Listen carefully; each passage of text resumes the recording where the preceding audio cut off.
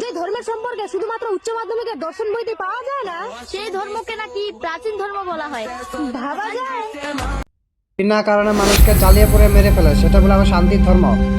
ভাবা যায়।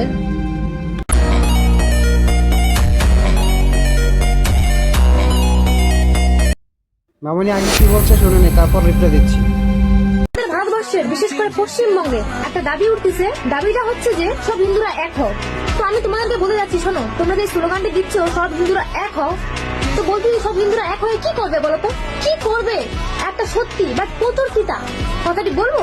কথাটি হলো যে একটা বড় হিন্দু একটা ছোট হিন্দুর বাড়িতে জল খাওয়া তো দূরের কথা, জলটা স্পর্শ করে না, আর স্বপ্ন দেখতেছো দেশটিকে হিন্দু রাষ্ট্র বানানো।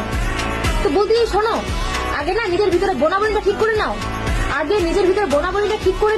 পশ্চিমবঙ্গে না পুরো ভারতবর্ষের লোক এক হবে, হিন্দু যত আছে সব এক হবে, আর এক হয়ে হিন্দু রাষ্ট্র বানাবে। আর তোর মতো বকচুদ যারা আছে হিন্দু ধর্মের বিরোধ করে, ওদেরকে সাজা দেওয়া হবে, আর সবাই শান্তিতে থাকবে। হিন্দু রাষ্ট্র হলে সব শান্তিতে থাকবে। আর কি বললি, ছোট জাত বড় জাত কি বললি? আগে নিজের গাথায় হাত দাও, নিজের গাথায় হাত দিয়ে দেখো কত বড় হোল হয়ে আছে। সিয়াশুনি কি এগুলো?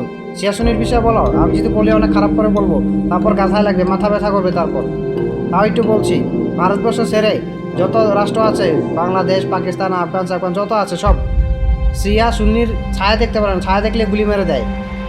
শিয়া সুন্নির মসজিদে সব বোম মারে, কোরআন একটাই, আল্লাহ একটাই, তবু বোম মারে, বোম মেরে পাঠিয়ে দেয়। কত লাফড়া, কত আতঙ্কবাদী হামলা, ওগুলো বলো। হিন্দুর পিছনে বসে থাকবে।